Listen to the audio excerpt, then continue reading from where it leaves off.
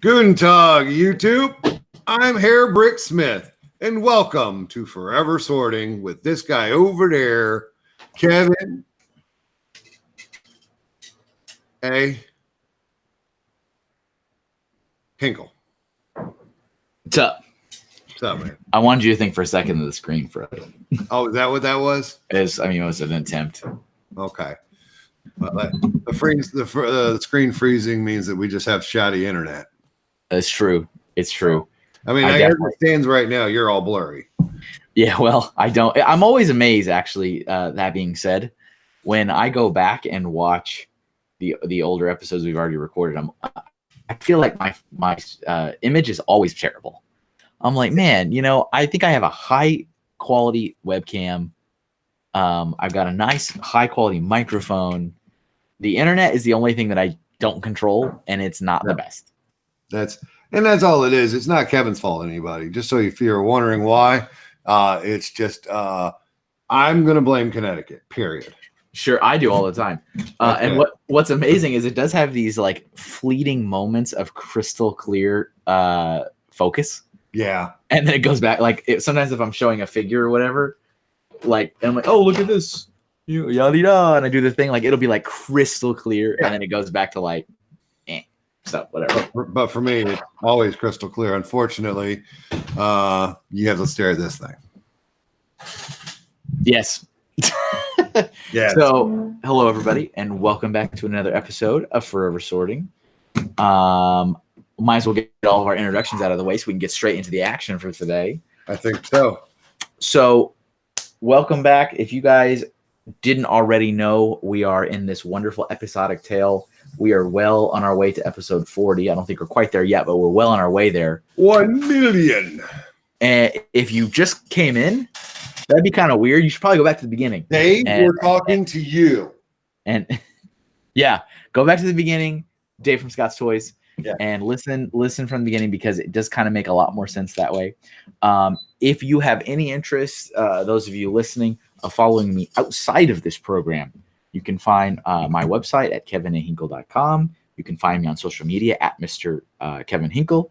If you'd like to follow just my work as a freelance artist, you can go to at Mr. Hinkle Draws on social media, or my YouTube channel here is also under the name Mr. Hinkle Draws. And I have two other things I'd like to mention. I have Bricks in the Middle Comics, which is a comic series I create for Lego fans about Lego fans. And we are in volume 3. Should be another comic dropping within the next couple of days. Oh boy, oh boy. Nice. I love excitement. Bricksinthemiddle.com and at BITM Comics on social media. And AFL shirts. I just dropped the teaser tonight for the next AFL shirt for next month. That's a service I run with Bricks on the Dollar. And bricksonthedollar.com is where you can find information about that, including links to buy shirts I design on Amazon. If you don't want to subscribe to the service, you can buy just the shirts. So that's everything I have to offer. Nice. And here we are. Yeah. Here we are. Real quick, Brick Trains, Heather. Destin, it's 2.5 hours. Call me. Are you talking about their post where they were in Florida? Yes, they're literally they're 30 miles further than Jamie is. They are where they're at the same distance from Jacksonville, the new Lego store. They're a hop, skip, and a jump away. Are they? So are you going to go spend time with Jamie tomorrow, or is Jamie coming to you tomorrow? I'm going to Jamie tomorrow. Then we're going to have a sleepover.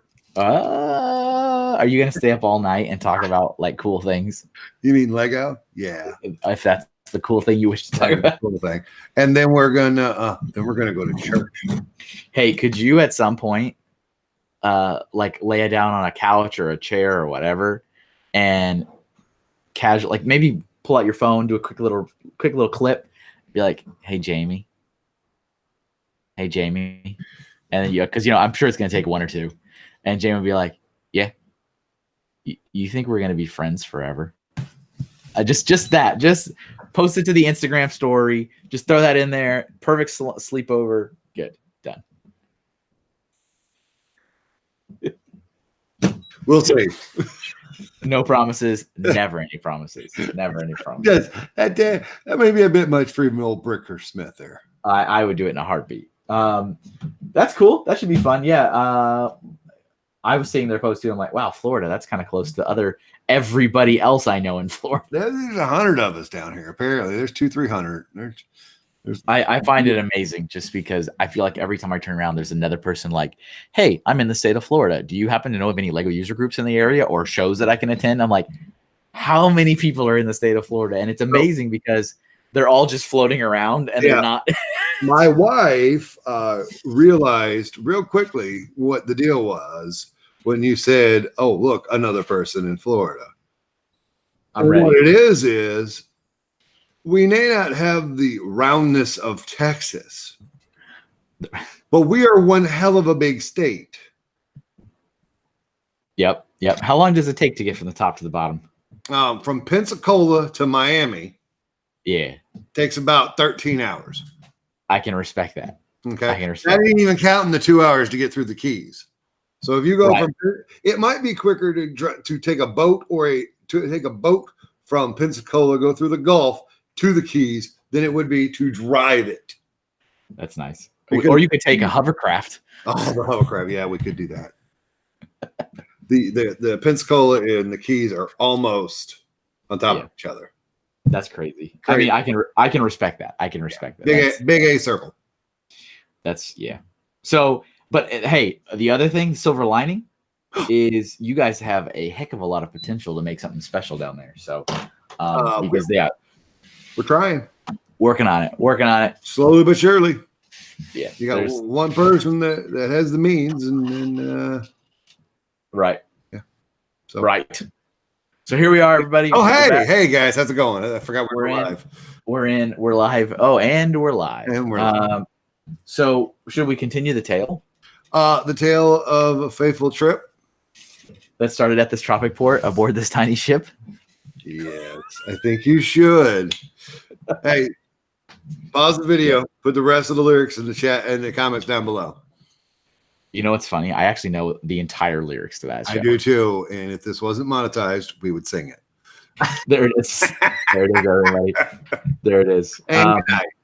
And goodbye. I was just thinking about that the other day, thinking, could it be redone today? Like, could it be recasted and could you have a modern day version of it? And I don't know. I don't know if you could or not. Here's what I'm going to tell you. I'm ready. Society would bastardize it. We would get some mediocre actors who were garbage. Yeah, and it would pale in comparison to one of the greatest shows of all time. We would not have our brilliant inventions out of coconuts. Did you see what they did to Dukes of Hazzard? I'm just saying. Yeah, I got you. All right then. So, exactly. So I went back just to listen to like the last 10 minutes of our last one. Yeah. And fell asleep. I know. I did not. But so we have transcended international waters, and we have left the story me landing in the homeland of Lego in Billund, Denmark. Never heard of it. Yeah, it is a village. It's a village. It's very small. It's incredibly small. And it's quaint. So that's quaint. A better term. It's quaint. Now, I'm gonna say this for anybody listening, for all these Lego fans out there that have dreams and desires to one day go to Billund. It is worth that magical one day pilgrimage. It is. Absolutely. Yeah, you think absolutely so? Is. Absolutely is. Now, if you could really make the most out of it and somehow finagle a factory tour, meaning you probably have to be in the Lego Inside tour. But just going, now that the Lego house is there, it definitely makes it worth it. But I've been to Billund maybe 10 or 15 times. Okay. And it does, in a lot of ways, lose the magic after about 6. So it's like, all right, we're losing the magic. Nice. And, but that being said, remember for you guys listening that a lot of the stuff I'm saying now in hindsight is after already having been there 10 times. So, but I do appreciate the magic of going for the first time. So when I went to Billund, I actually there's only like 5 hotels for the village. Hotel Legoland. Okay. So that's officially at Legoland. Legoland Billund is smack dab in the middle of Billund. You'd be like, how on earth can this quaint little village hold a theme park? It does. But it's don't like, and I'm not even trying to be rude. Don't the Europeans go places? Like, isn't Denmark like a thing? They spend an incredible amount of time outdoors and traveling around and doing so much stuff outdoors that they do not have television programming after a certain hour.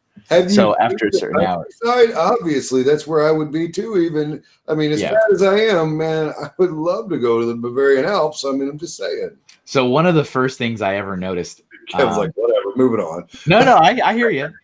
One of the first things I noticed being in Billund late night in my hotel is the television programming was so odd. Very odd. Yeah. But I didn't talk about it. I didn't talk about it because I'm like, it's not exactly like super topical conversation. So I moved on. Yeah. And I didn't bring it up again until about 4 years later when I had a brand new, fresh colleague who had never been to Denmark in his life. And he came over, a fellow American out of the infield office. And he, during breakfast one day, said, Kevin, do you watch the TV here? And I'm like, the time has finally arrived. I can finally talk about the TV. So the odd thing about it, and after it finally came up, then we started asking questions from the natives, like, what is up with your television? So Danish TV, just like any other TV, but at a certain hour of the day, I want to say maybe 11-ish, it just stops. TV just stops. And so when you're going through the channels, it's very bizarre. You get to one that is like security camera footage.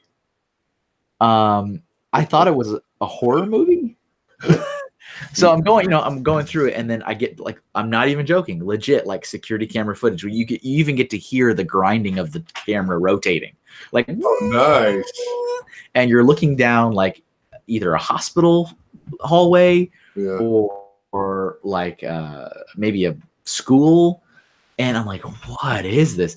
But so me and my American upbringing and my expectations, I go, this is clearly a horror movie. Yeah. And so I'm waiting for something bizarre to happen. So I sit there, and what do? I watch it. So I sit there and I'm staring at the security camera footage, and it's just as boring as you'd imagine. Oh yeah. There's a person walking down the hallway every few minutes. Nothing happens. Nothing happens for 10 minutes. Nothing happens for 15 minutes. Nothing happens for 30 minutes. And I'm like, what is this? And again, I just didn't bring it up again until years later when someone was like, did you go to the channel that was like security camera footage? I was like, oh, it's finally happened. Nationwide security footage. And another thing what was really bizarre was the kids channel, like the cartoons, like Nickelodeon, basically for that. I don't remember the name of the channel, but it was like Nickelodeon. Had a bunch of their characters sleeping, which was also weird. So I'm going through the channels, and it's like, imagine for context here, imagine going to Nickelodeon and it's a shot of SpongeBob asleep on his bed. And it's cartoon. So he's just sitting there, bubbles going up, whatever, he's snoring, and you're like, oh, cool. I guess it's this episode of SpongeBob. And you sit there and you watch it. And you watch it. And you watch it. And 5 minutes turns into 15 minutes. 15 minutes turns into, and you go, is this really just a loop of SpongeBob sleeping? Like, is this real? And then eventually it fades out and it fades into a different character from a different show on that network. And so the kids channel has this for hours and hours and hours and hours of just all of the characters that exist in the programming of the network asleep. Wow. Because little kids should be asleep. And so bizarre. Some bizarre stuff. And so I remember talking to some, like I mentioned, the natives. I said, what's up with your television? And they go, we don't really watch TV here. Like, we spend time outside. We go around. Like, television in general is really not very watched. And I can admit that the people that live there that I visited never had their TVs on. Yeah. Like, it was like a fossil relic in the corner. Wow. But it was so foreign. It was so pointless for the television networks to pay for programming after a certain time and up till the morning that they just don't do it. So they have like some channels just die, like it just turns black screen. Some channels do the weird security camera footage, which is just some looped thing they have paid someone to. It's not real, but they've paid somebody to make it, so it kind of looks real. And so it's like screensavers for your TV is basically what it is. And I'm like, this is so bizarre. So that was something I experienced my first time in Billund. And back to what I was saying about hotels. So there's Hotel Legoland.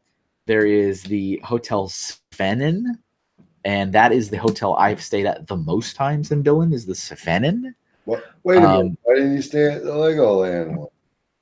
So I stayed. That's the one I stayed at the second most amount of time. I know why. Why? Merlin owns it. Didn't get in there for free.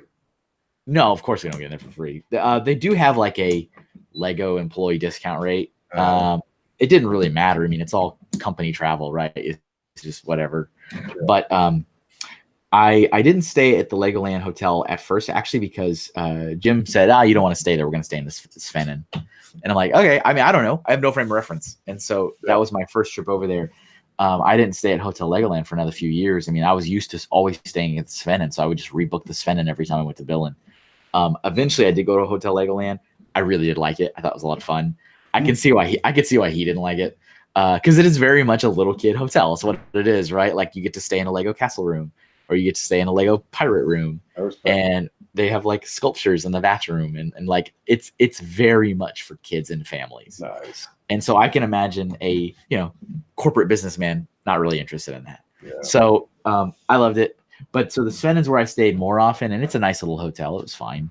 Across from the Svennen is the Hotel Propellen, and it's just like you think a propeller on a plane. Nice. Just like this. Backlog building. So I've never heard of it. No. Never heard of that program. So there was the Hotel Propellen. Never stayed in that hotel ever. But I had meals there. I ate there a couple times. And there's like one more called, there's two more actually. There's another one called the Zleep. Hold on, I got to sneeze.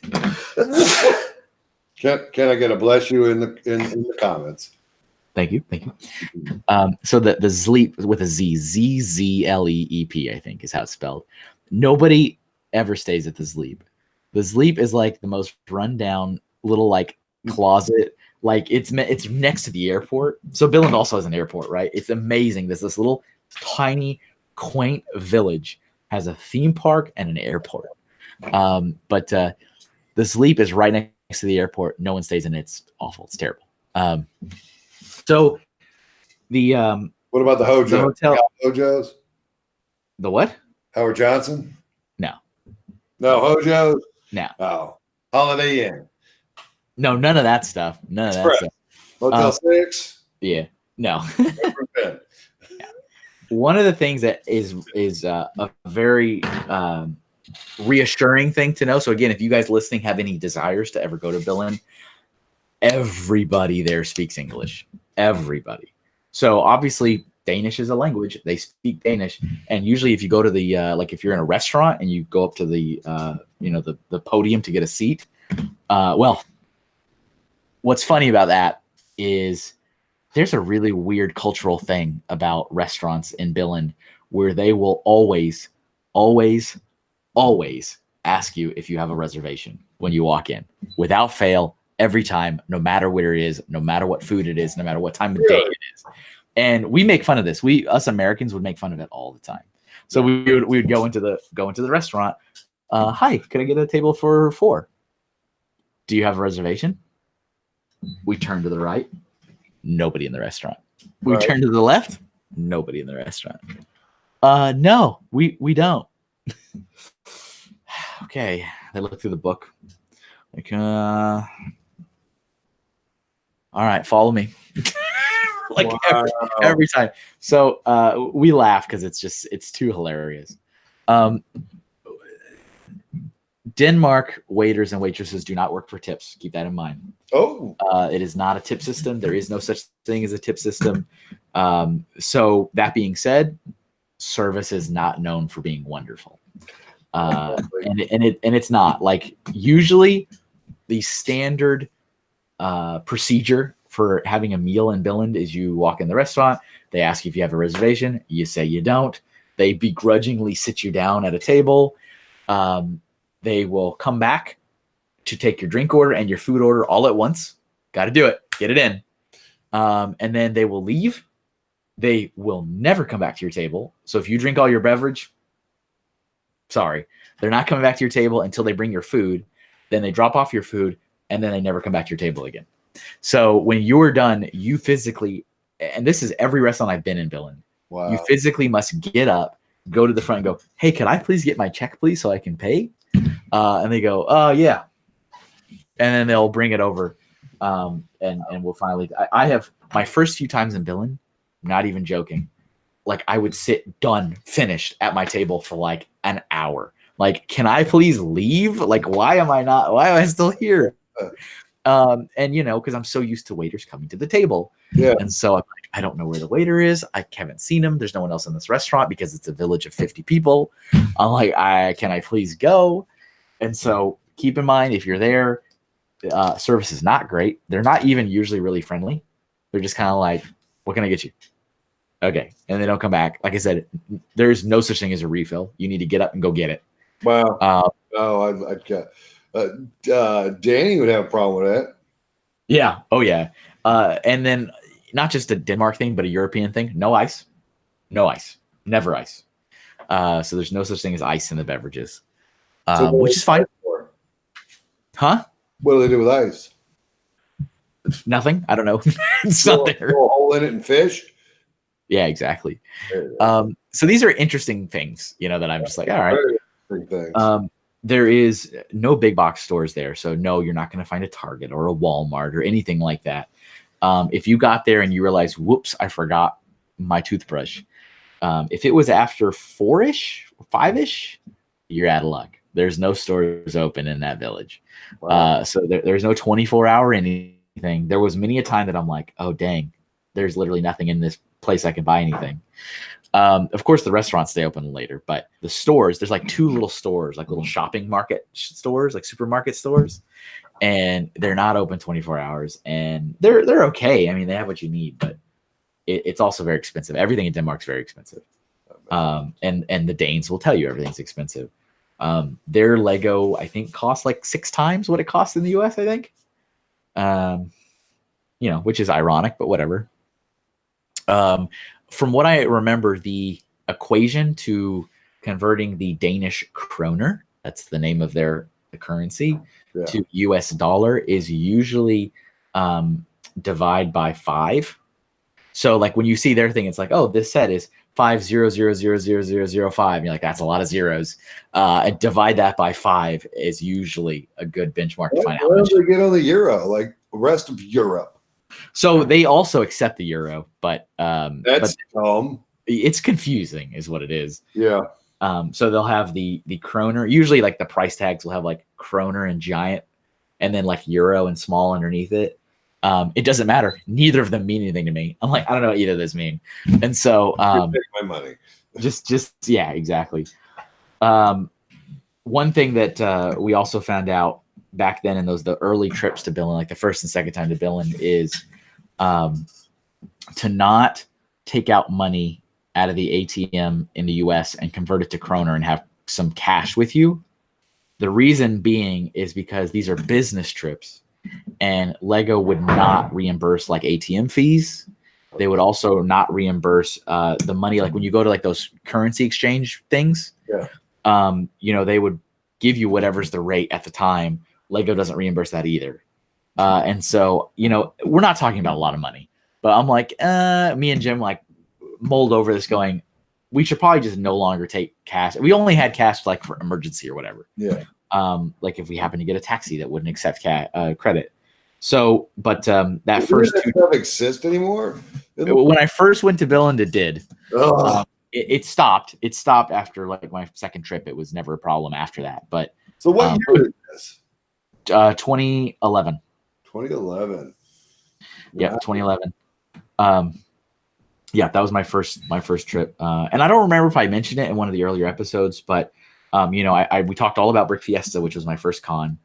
And the next con after that was Brick Fete in Toronto. And I did not go to that. Jim went to that. The next event after that was Brick Fair, Virginia. And that was literally the same weekend I was moving. So I did not go to Brick Fair, Virginia. Jim was again there. I was not. I was driving my U-Haul across the country.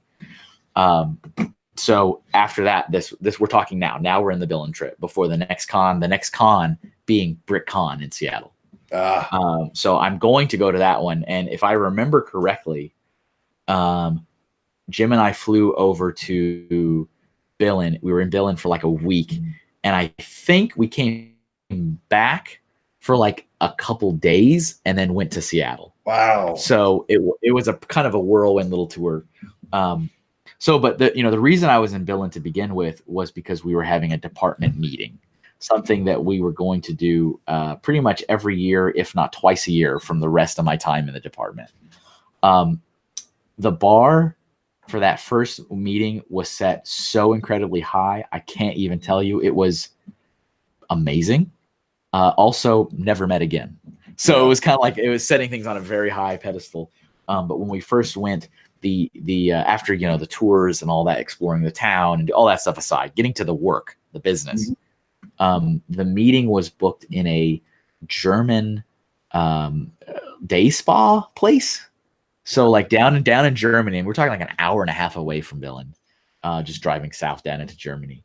They booked a 5-star resort on the water day spa establishment for the meeting.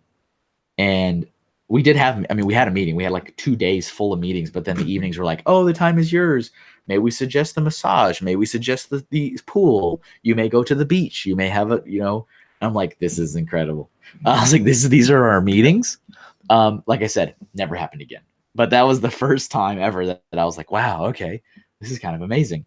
And this is one of the places also, like in the evening when we had our dinner, all the waiters and waitresses would come out and they would all serve our food at the same time. Oh, wow. So this is one of those places, where they come out with the white gloves with the food. There's like 15 people standing around, like, what are they all doing? And they all like have to nod in unison and put the food down in unison because everyone must be served at the same time. And they have the silver dishes and they take off the lid. Like I was like, wow, okay, I guess I've made it. This is where we're at. But yeah, the meetings were the different. I mean, it's like any other business meeting, right? You have different topics on the agenda. A lot of it was super confusing to me because I didn't understand any of it. I'm brand new. I'm fresh. Like I don't know what's going on. So for me, mostly it was learning the other areas of my department. Like I mentioned last time, that's when I learned, oh, social media lives in our department. Oh, the Lego Certified Professionals program lives in our department. Oh, the Lego Insight Tour lives in our department. All these things I had no idea were part of what we did. And it was fine. One other thing I remember we did at that meeting is we built like clone and copycat products. So that's something that Lego actually does quite a bit, is they don't sit there and go, Mega Blocks, Connects, like the employees actively build with that stuff. Yeah. And not just like the legitimate competitors, also like the Lepin and the Best Lock and all the like. I got a show and tell as soon as I find it. Yeah. Cool. Keep talking about the. Yeah. So at some point during the meeting, they passed out. Everybody got a copy of a different construction toy set, and we all got to build it and like provide our feedback on what we thought about it. Let's see, what is this? Is this a laser pegs? Laser pegs. Yeah, laser pegs is a joke in building up to it. They mentioned it a few episodes back. Well, I'm in love. No, I'm kidding. I'm not. It's so funny. That's a $50 set for 300 pieces. Yeah. Nope. As Matt would say, laser pegs. So yeah, hashtag laser pegs. It made it over to this. It made it over to this program. And unconnected, because I didn't even know they did that on building up to it. Yeah. All right, boy, I ain't trying to steal your shtick, but awesome. That's all good. So yeah, we at one point I do remember them passing out these sets to everybody, and I built like a castle thing. Mm-hmm. It was like a carriage, and of course it was as you expected. There was no clutch power. It was falling apart. The instructions was a nightmare because like the colors in the pieces in the instructions didn't match the colors in real life. But that was a thing. We all built it as our own sets, and then we kind of shared with the class what we thought. So that was something we did. Funny story, real quick. I'm gonna get in. I went and found me some instructions online for nanoblocks, Yep. and I built it with plates, Nice. and that was not the correct ratio. It looks weird. It was squished. Yeah, he's squished So up. I built it out of bricks, and it was probably one of the coolest brick built Snoopies I've ever seen. That's awesome. And it was like it was a foot and a half tall. There's stuff to learn from other brands. Hey, You know, man. let's not be 100% blindly loyal. Let's experiment. Beautiful. So What? and this Kodak moment brought to you by. No So one saw that. No one knows it. We were no one muted. even knows what I'm talking about. No. It's all mystery. So yeah, we did that, and that was like I said, pretty amazing. It really was. It was an amazing experience.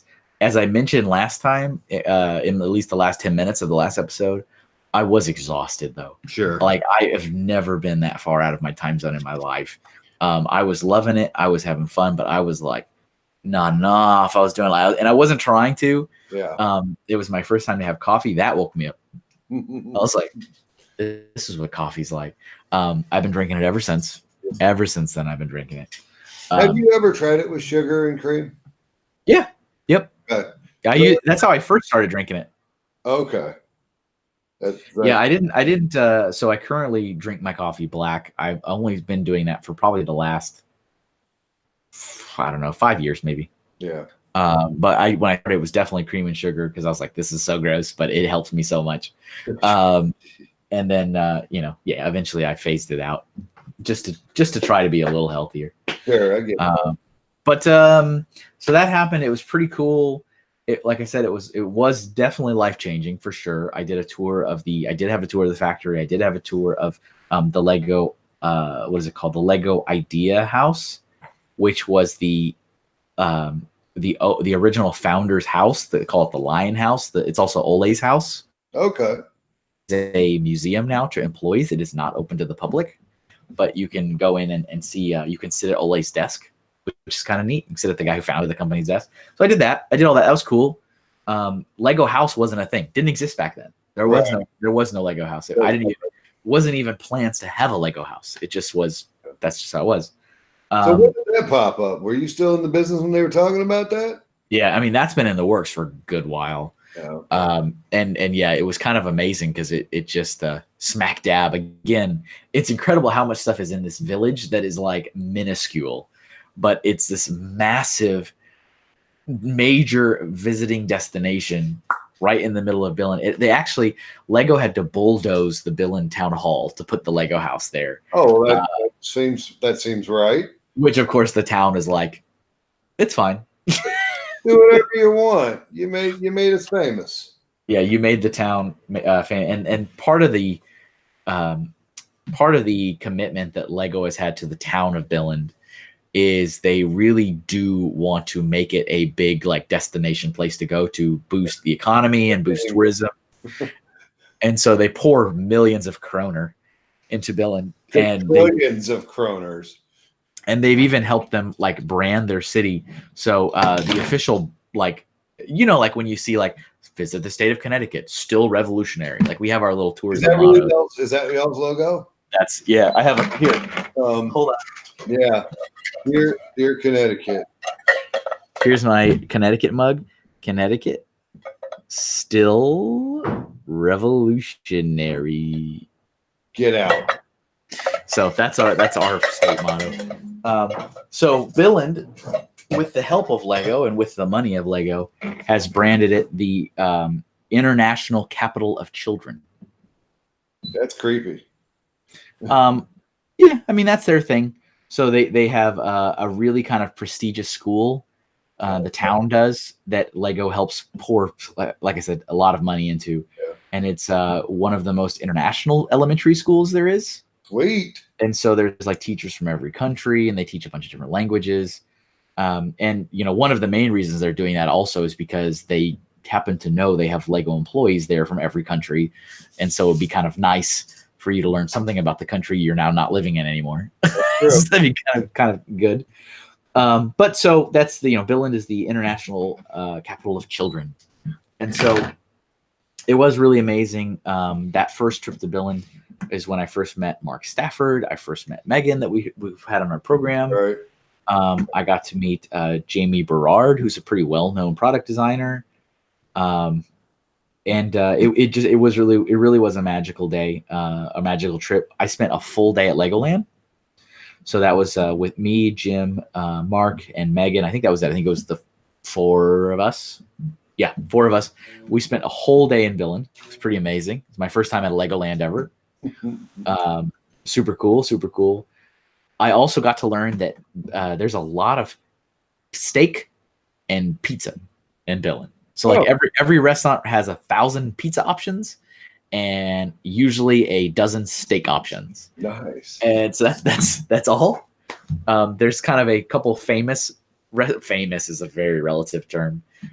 There's a restaurant on the main little strip in the downtown called Billund Pizza and Steakhouse, which I think encapsulates all the food options right there. And they have like seriously 150 pizza options and then like one steak, the plank steak. That is their steak. Is Billund trying to be anybody but Billund? It doesn't seem so. No, it's not. Other countries, like their major cities, they get stuff that is Americanized or other countrynized. Yeah. Doesn't seem like Billund cares. No, not so much. The funny thing about beware. The thing about the pizza is it's all like every bit of it is like not the greatest, and they like to really experiment with their pizza. No, is it so the pineapples are on? I mean, there's all kinds of there's the salad. Huh? There's the salad pizza. The salad pizza, which is a pizza with a salad on top of it. Oh my! There's the spaghetti pizza. How's that now? Pizza with spaghetti. Really? Legoland, I had the taco pizza. Now that I might eat. It was awful. It was terrible. That sounds. I could eat that. It was kind of like a pizza with Taco Bell nachos on it. Oh. Like Nacho Supreme with so that's what that happened. You never had. Okay. Yeah, so they experiment a lot with their pizza. So much fun. And I'm like, I'm like looking at the menu the first time. I'm like, do you have a cheese? It's like, is any of these pepperoni? Or there's no pepperoni. No pepperoni. Really? Okay. No pepperoni. No, there's no pepperoni. Like the closest you get is like sausage or like sliced ham. Like that's the closest you can get to like a pepperoni pizza. That's a shit. And that's usually what I would get because like everything is so bizarre. I'd be like, I don't even remember what it was. Like, give me that one, and it was always the shaved ham and like sausage. That was the closest I could get to just a pepperoni pizza. American. Yeah. Yep. And I have a photo. If you go diving in my Instagram, you got to go back a ways. Got to way back. But I did take a photo once during my travels of the American section of their supermarket, which had a big American flag hanging on the wall, and I gravitated towards it. Like, what is that? I have seen that picture. You know what I'm talking about. I do.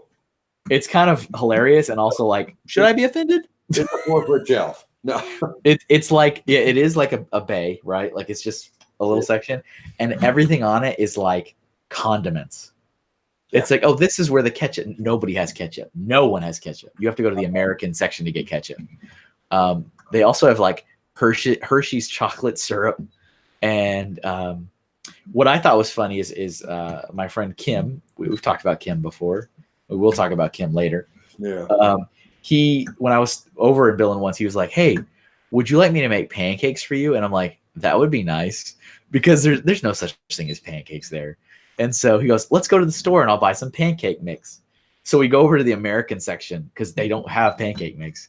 And so we go to the American section. He pulls the like Nesquik box or whatever off the shelf.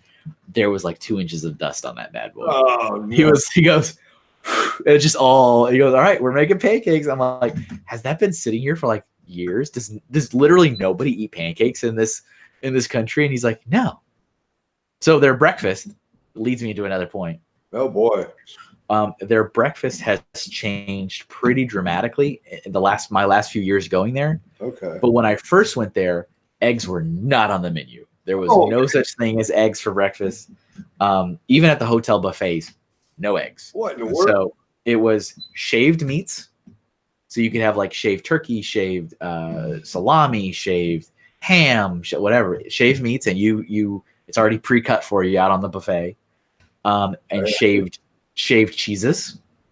Okay. So you could have, some cheese. They would have little tomatoes. They would have cooked sausage.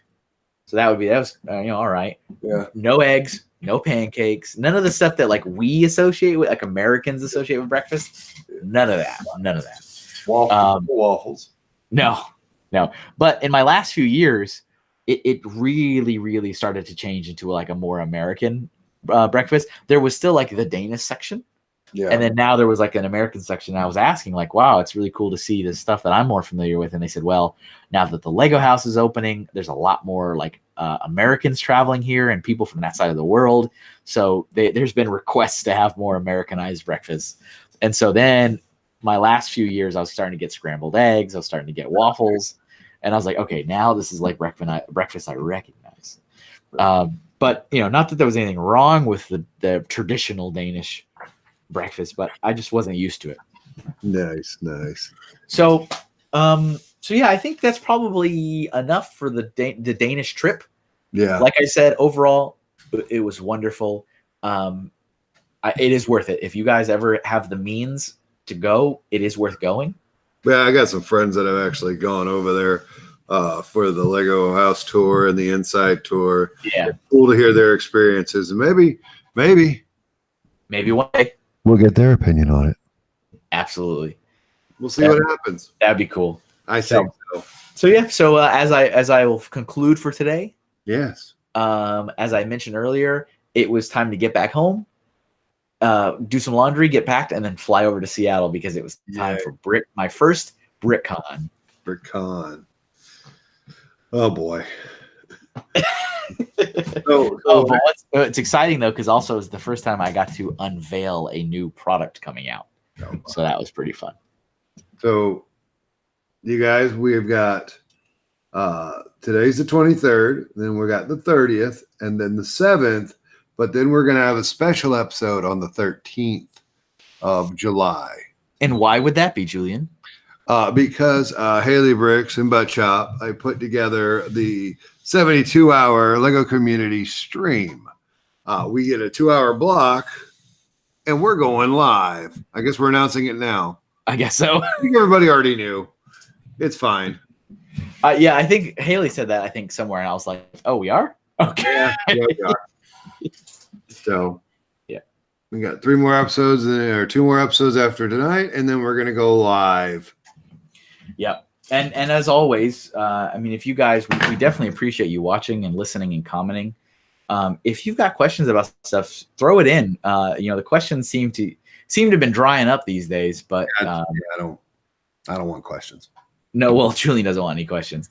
And also, if you guys want, we're still, hey, don't think I forgot that we're on a cliffhanger with Julian's story. Julian is still convinced that nobody cares about his story. I had a conversation with a Lego person in the community, and he goes, "You got to do it." I said, "Nobody cares." He's like, "No, I care." So we got to put it on there. Put it in the comments that you want to hear the finale of Bricksmith's story from 20 episodes ago. Was it 20? Maybe 25. I feel like it was 25 episodes. 30. But everybody, thanks again for being here. Julian's over there. And Kevin is right there.